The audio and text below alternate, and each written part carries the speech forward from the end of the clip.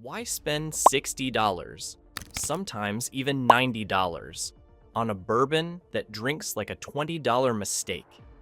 If you've ever been pulled in by an age statement, a legacy label, or a tall luxury bottle, only to regret it after the first sip, this video is for you. I am exposing 11 US bourbons you should stop drinking and 3 that are actually worth it. Let's begin with the brands you should leave on the shelves. Number 11, Calumet Farm Small Batch. There's a specific heartbreak in a bottle this beautiful. It promises legacy, but delivers disappointment. On the shelf, Calumet Farm Small Batch looks like a champion. You see the blend, 8-year mixed with 15-year barrels, and your expectations rise fast. You picture bold oak, deep caramel, and that slow Kentucky warmth that builds with every sip. The aroma does its part. Soft toffee, light vanilla, and a touch of seasoned oak. It smells mature enough to make you lean in with confidence. Then you taste it. At just 86 proof, the sip feels thin. Not smooth in a refined way, just watered down. The mouthfeel lacks weight. It slides across your tongue without grip or richness. You swirl it, hoping it opens up, but the flavors stay muted. Caramel shows up lightly. Oak barely speaks. Nothing builds. And the finish is where it loses most people. It disappears quickly, shockingly quick for a bourbon carrying older barrels in the blend. That warmth you expected fades before it even settles. And that's the problem. You're paying for age statements and presentation, but the younger whiskey clearly dominates. For $62, there are even richer bourbons sitting right beside it. If that felt like paying for the label more than the liquid, the next one doubles down on image. Number 10, Rebel Kentucky Straight Bourbon. Have you ever bought a bottle because the name sounded tough? Like you pictured yourself pouring it for friends, thinking, yeah, this one's got attitude. That's the Rebel Kentucky Straight Bourbon effect. It sells confidence before you even twist the cap. The label feels bold. The word rebel alone makes you expect something with backbone. Maybe a little heat, a little swagger. Then you taste it, and that whole image quietly sits down. What hits you first isn't power, it's softness. And not the good, creamy, wheated softness you get from premium wheaters. This one leans thin. The body feels light, almost like it's been watered down just enough to play nice with everyone. Flavor-wise, it stays in the shallow end. Some caramel, a bit of corn sweetness. Light oak if you really search for it, but nothing builds. Nothing stretches its legs. And the finish? Gone before you even process the sip. No chest warmth, no spice echo. No reason to revisit the glass quickly.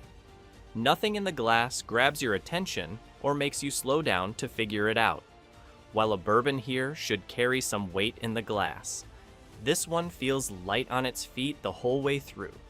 And if you thought that bottle played it too safe, here comes one that swings the opposite way. Number 9, Bird Dog Bourbon. At around $20, Bird Dog Bourbon sits in that dangerous price pocket. Not cheap enough to excuse flaws, not premium enough to promise depth.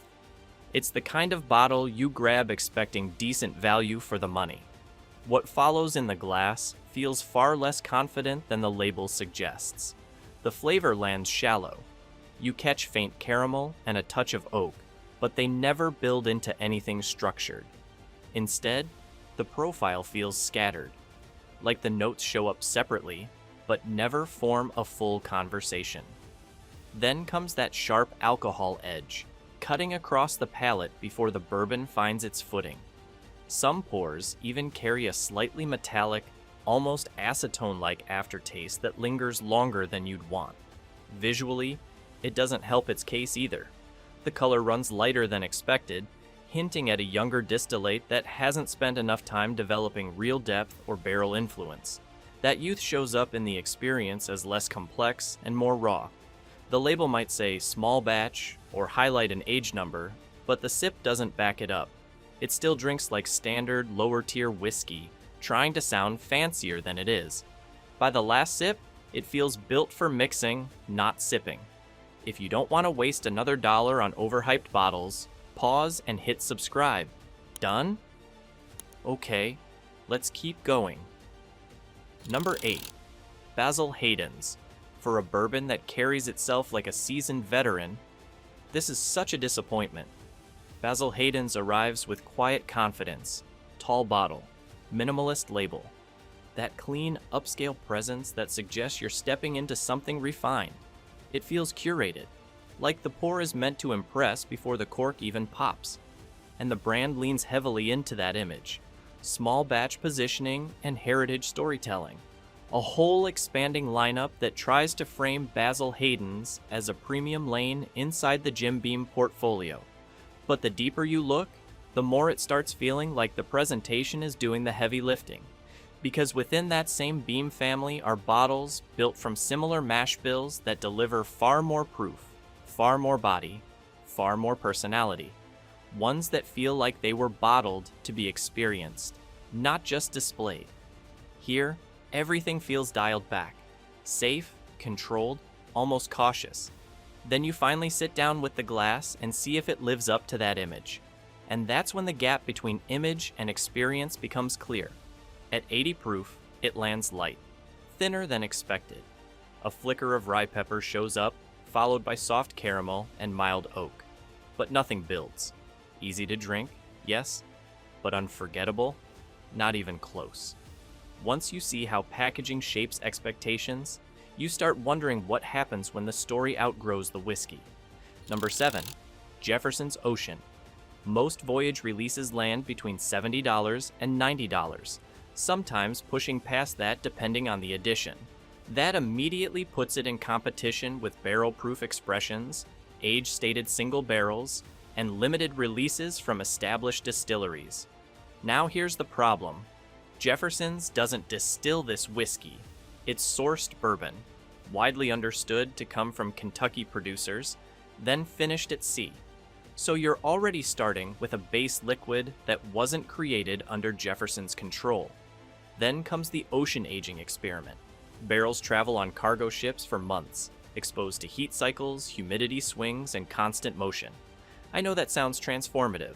However, in blind tastings, most people can't tell the difference. What is noticeable is inconsistency. Each voyage faces different routes and climates. Some batches come out overly sweet.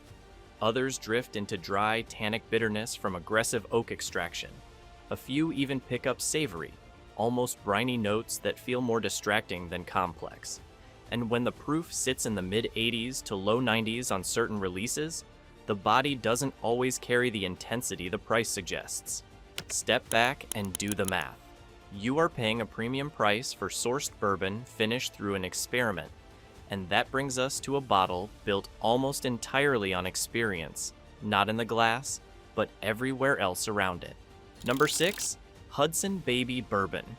As a 100% corn whiskey, Hudson Baby Bourbon walks into your glass already fighting a difficult uphill battle. Corn can be sweet, rich, and even buttery when handled right. But here, the youth is immediately evident. Instead of depth, you get raw, unrefined spirit. That just out of the still energy feels more aggressive than mature. It doesn't ease you in, it rushes you. Then the barrel influence kicks in, and not in a good way. Hudson uses smaller barrels to increase wood to contact time. This sounds smart on paper, right? But in practice, it often overcorrects.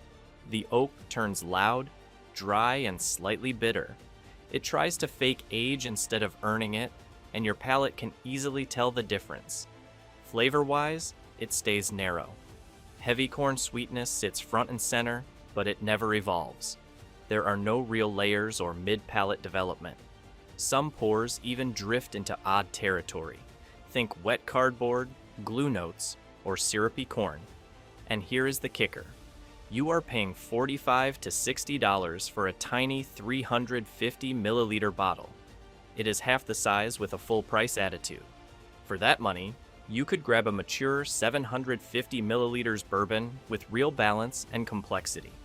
If that felt like a craft experiment bottled too early, The next one takes a very different path. It's proof that mass production brings its own set of problems. Number 5. Jim Beam White Label. You know a bourbon's image is taking heat when it ends up in court before it ends up in your glass. Back in 2015, Jim Beam got dragged into a lawsuit over the word handcrafted. The claim was that the label made the bourbon sound small batch and artisan, when in reality, it's one of the most mass-produced spirits in America. The case was dismissed. Sure, but it cracked the illusion. Because once that curtain drops, you start looking at the liquid differently. And that's where White Label struggles. This is an 80 proof entry-level bourbon that drinks every bit as young as it is. The mouthfeel comes off thin, almost watery, with very little grip on the palate. You expect some depth, some oak structure, but the profile feels rushed and underdeveloped. Flavor-wise, it leans more grassy and sour than rich and caramelized. There's a nutty corn note sitting underneath, but it never rounds out. Instead, a sharp alcohol edge keeps poking through, reminding you this spirit didn't spend enough time maturing before bottling. Even the brand's own history tells the story. The age statement dropped from 8 years to 6, then disappeared entirely. The finish also fades fast, leaving you with a bourbon that works better in cola than on its own. And once you see how volume can dilute character, it makes you wonder what happens when budget pricing pushes things even thinner. Number 4. Benchmark Old Number 8. There's always that one bottle on the bottom shelf that makes you pause for a second. Not because it looks premium, but because the price almost feels suspicious. That's Benchmark Old Number 8. And the moment you remember it comes from the Buffalo Trace House, expectations quietly climb. You start thinking, maybe this is the hidden gem, the budget sleeper nobody talks about. Then the pour tells its own story. At 80 proof, the body feels light, not smooth, just thin. It doesn't sit on the palate long enough to develop character. It passes through quickly, leaving you searching for weight that never shows up. Flavor comes in simple, a touch of caramel, some faint honey, but it stays flat. No layering, no evolution as it opens. What follows is that youthful grain note, slightly raw, a little rough, like the whiskey was bottled before it fully found itself. On certain pours, there's even a mild metallic edge that lingers just enough to distract from whatever sweetness came before it. The finish disappears quickly too, sometimes leaving a dry, faintly bitter oak trace behind. It sure works well in cocktails, but on its own, it feels like a backup bottle you wouldn't rush to replace. Now we're in the zone where cheap backup bottle choices cost more in disappointment than savings. Number 3, Ancient Age. If you've ever walked into a liquor store looking for a safe, cheap backup, this is one of the bottles that quietly stares back at you. Ancient Age sits in that space where expectations are already low, but somehow it still manages to underdeliver. From the first pour, the sharpness gives it away. The nose leans heavily on raw alcohol vapors, with very little sweetness softening the edges. It smells more hot than inviting. You take a sip, hoping it smooths out. It doesn't. The arrival feels rough and unpolished. There's a noticeable grain bite running through it, paired with light corn notes that never build into anything deeper or richer. The body doesn't help its case either. At 80 proof, the texture comes across as thin. No weight, no grip. It moves across the palate quickly and disappears just as fast. On the back end, it dries out with a slightly bitter, astringent edge, sometimes even a faint sour note depending on the bottle. That inconsistency is part of the gamble. With better, fuller options sitting just a few dollars away, Ancient Age ends up feeling less like a bargain and more like settling. And if that felt like settling, the next pour is what happens when history fades, but the label keeps selling nostalgia. Number 2, Old Crow. If you see Old Crow on the shelf, do yourself a favor and keep your hand moving. This is one of those bottles where the history sounds better than the liquid ever could. Yes, the name carries 19th century prestige. At one time, it was respected, But decades of production changes, especially the sour mash overhaul in the late 1960s, permanently altered the flavor. When ownership shifted and the recipe was later absorbed into Jim Beam's system, the original profile was abandoned altogether. What you're buying today is a budget shadow of that former legacy, and the first sip makes that painfully clear. The burn comes in sharp, closer to rubbing alcohol than refined bourbon. The body feels thin, almost hollow. There's very little depth holding the experience together. Then the bitterness creeps in. Cardboard dryness, menthol edges, even that gauze-like taste you get leaving a dentist's chair. It's not just unpleasant, it lingers wrong. Many drinkers also report brutal next morning headaches that feel worse than what they actually drank. Yes, you can bury it in mixers, but that's damage control, not enjoyment. Old Crow isn't misunderstood. It's a bottle most people try once and make sure never lands in their cart again. And that leads us to the bottle that sits at the very bottom of this list. Not because it's unknown, but because most people who try it don't come back. Number 1, Kentucky Gentleman. If you ever needed proof that not everything labeled bourbon deserves a spot in your cart, Kentucky Gentleman, it is. Let's start with what most bottles hope you don't look up. This isn't even a true straight bourbon, it's a blend. Just 51% bourbon, with the remaining 49% made up of neutral grain spirits. That alone strips away a lot of the depth and character people expect when they hear the word bourbon. So right out the gate, you're dealing with diluted identity. Then there's the reputation. This bottle lives permanently on the bottom shelf. Not because it's undiscovered, but because most drinkers who try it don't come back. The profile leans thin and watery. There's a chemical sweetness running through it that feels artificial, almost like the flavor was assembled rather than aged. The burn comes in rough and sharp, lingering longer than the flavor ever does, and that's where the story starts getting even messier. In 2014, Russian regulators attempted to ban its import, citing alleged phthalates, chemicals tied to nervous system, and endocrine system risks. While wrapped in trade disputes, that headline alone didn't help the brand's image. After all that shelf regret, let's reset the palate a little. Because not every bottle misses the mark, and these next 3 remind you what good bourbon is supposed to taste like. Number 3, Wild Turkey Rare Breed. Forget the easy bourbons that vanish the moment they hit your glass. Wild Turkey Rare Breed exists for the drinker who hates seeing a good spirit watered down. This bottle was never built to be polite. It was built to be honest. Rare Breed is an uncut, barrel-proof Kentucky straight bourbon. This means the liquid hasn't been diluted after aging. The current US release sits at a stout 116.8 proof, and you feel that heavy weight immediately. And the vital distinction is that the strength arrives controlled and well-built, not wild or chaotic. It is a masterful blend of 6, 8, and 12-year barrels, drawn from premium stock to create depth rather than just heat. You will taste the maturity right away, heavy caramel and toffee up front, then vanilla, citrus, and warm baking spice sitting on a solid oak backbone.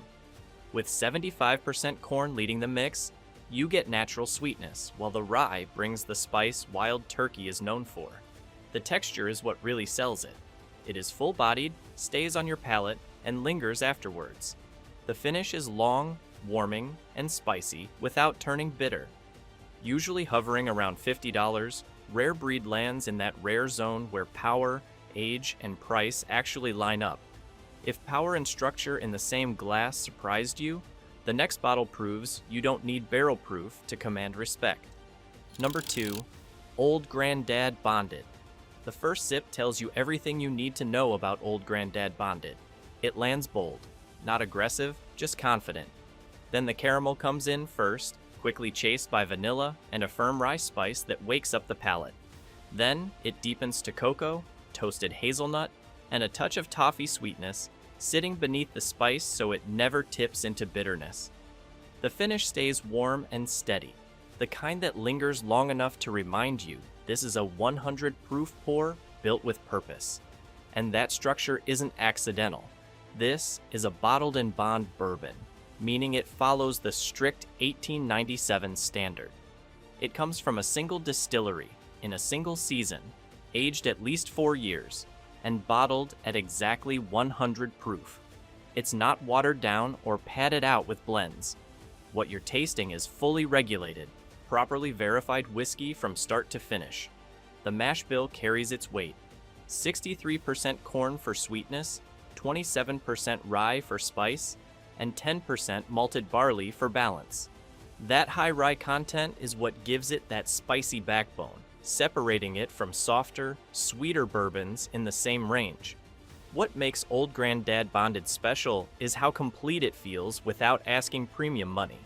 It sips well, holds its character in cocktails, and never feels like it cut corners to get on the shelf.